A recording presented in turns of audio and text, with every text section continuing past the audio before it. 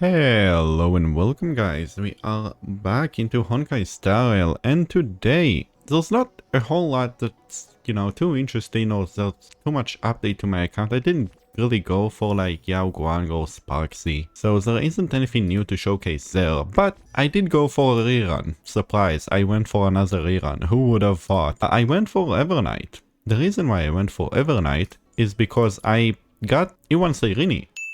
And that was useless on my account, so I figured the only purpose in which it will be beneficial for me to activate the E1 is if I use her in a form where she can actually use her ults multiple times, where I need to use her ults multiple times. And that can only really happen if I get a character who wants that, like Anaxa, like Mighty are really good characters for that, but I don't have them, nor do I really intend to get them. So the best next thing was, if I get Evernight, then I can toss Cyrene herself into a DPS with a lot of her ults. So that's why we have a pretty decent build with a lot of speed and a really good crit ratio, I would say. And I finished building my Evernight, and I actually have a really good build on her as well. And I recently went for the Cyrene's signature light cone, and thankfully, accidentally, I managed to snag myself this light cone, which is meant for Hyacinth, but it works just well enough on the Evernight as well, because Remembrance light cones are just very hard to come by. So that is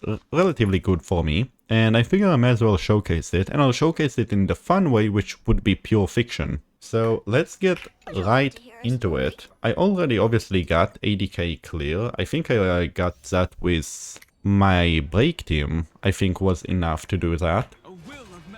And obviously my dot team is very good, so as the gameplay just kinda goes in the background for my dot team, I figured there would be something fun to discuss, really. And that thing would be just the recent news that we got in terms of the drip marketing of upcoming content and characters and stuff like that. So for those who don't know, my account is very famous, maybe infamous, for having the signature of waiting for a Yae. Again, famous character from Honkai Impact 3rd and from Genshin Impact. And we have gotten the drip marketing that the quote-unquote Yae variant, or at least a character that looks very similar and have similar theming to her, is releasing in 4.2. I will 100% will be going for that character. The only real problem really is I am unsure about her team or what she will play. All we know is that she's an Elation physical character, which is interesting because I don't really have a main DPS physical character on my account. So if she's a DPS, I will play really well into that for me, but we do not have much more information than that. And I think that will be interesting to see. I will have enough time to save for her and to get her, so there should not be really any issues from that front. But yeah, again, we will have to see. We also got the Elation MC drip marketing as well. I'll just wait for them to take turns because they will die to the dot, so it's whatever. And now I can use my Kafka ult. And yeah, so we will have to see if Elation MC will turn out as good as Remembrance MC turned out, which we will showcase momentarily when we get to the Remembrance team of this side of Pure Fiction. And so yeah, I'm looking forward to that. I will get her, we will see her, we will test her when that happens.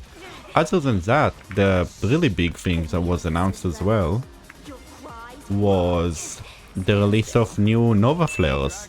Obviously, the release of Nova Flare for both Sparkle and Black Swan, which now I own both on my account, was really impactful for me in terms of my ability to clear Anomaly Arbitration. I was able to get my first 3-star clear on the King with my dot team. And with my new Buffly, Sparkle and Archer team, I was able to very easily clear one of the other chambers as well, which otherwise I wouldn't really have struggled with, but the Archer team really made that one a lot easier and very simple. So that's really cool, but I think what's more interesting to me at least is the fact that in the Nova Flares we're getting a Wealth buff, which obviously Wealth is a standard character, so that means that there is technically the potential of other standard characters getting these buffs. I don't think we'll get them much time soon, but it is very interesting to see what they would do with it or what kind of power levels they will give him as a standard character, especially because by now, especially older players like me will have relatively high constellations of him, most likely like C2, like E2, E3, maybe something like that. And obviously you can get his signature icon from the store, so theoretically maybe there is something to do there as well. And yeah, I just find that very interesting. The other two that I'm very happy, like, okay, there is one that I'm also very happy about, which is Zillia, obviously first character in the game. I'm just really looking forward to being to play her again, or like trying to use her again. It will heavily depend on what content she wants, what kind of stuff she does, but either way I think she should be fine, should be entertaining. And the other two are like the ones that unfortunately I will now meme, as the game keeps letting me get away with it. Because there is no reason why my dot team, which was already very heavily invested into, and already got the Nova Flares for both Kafka and Black Swan, will now have the potential to get like War buffs in a way, because it would usually be either Daniel PT or Huohuo that I would slot on that team, and my Huohuo is E1.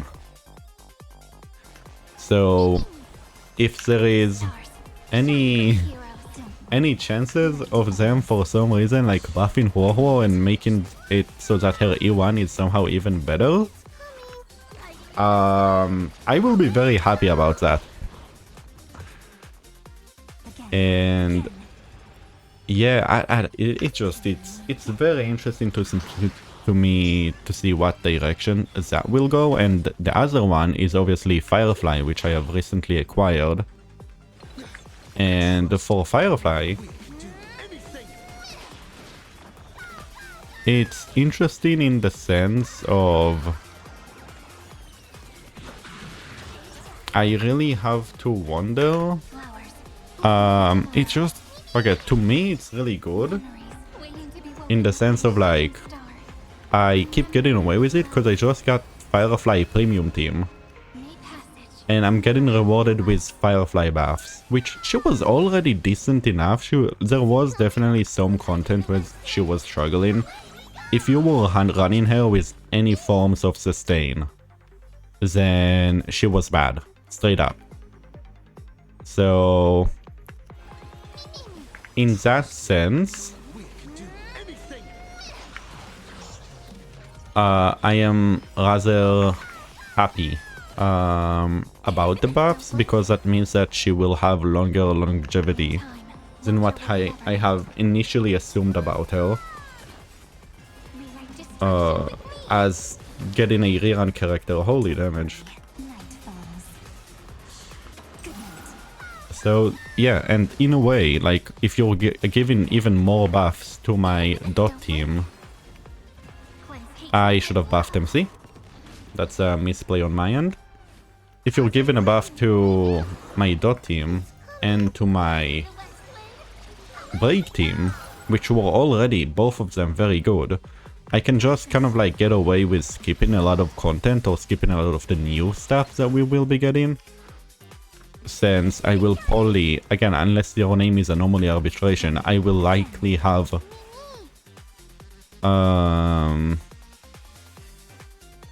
I can buff her? I guess... No, I should go Cyrene. Because with Cyrene, I still need to buff MC. That's very important to do. Yes. And now that we did that, we're very good to be open to do a whole lot of damage with everyone. So yeah, I am looking forward to see what this account will be able to do, will be able to cheese. It's just the potential is very interesting. Now we should see a really big nuke here. It's not as big as I expected, surprisingly enough. We'll get the action advanced here, which is very good.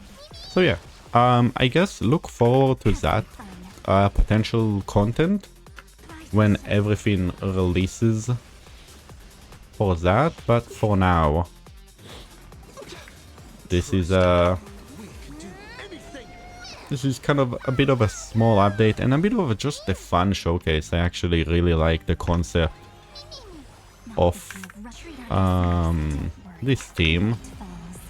Just a lot of remembrance characters and not, you know, no highest in caster. It's just a surprising amount of damage that comes out from Evernight and Cyrene.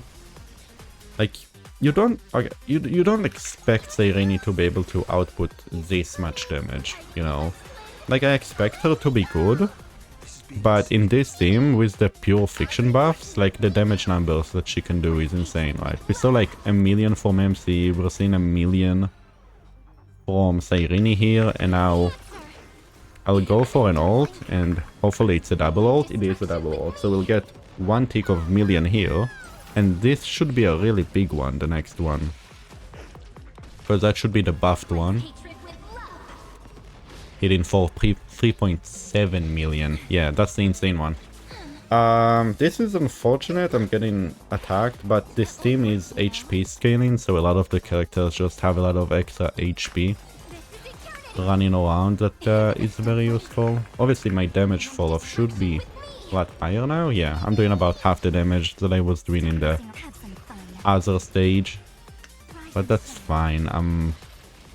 Other than Evernight, I'm not too concerned about the HP of my characters. And yeah, especially if she doesn't get attacked and Tribi gets attacked, then we're getting the action advance, we're getting MC, and then we can charge that. We'll give Cyrene the action advance here because she can enjoy that buff. And she will just kill them with her normal. So yeah, this team, really powerful. Obviously it really works only in pure fiction, like in content that has this amount of AoE.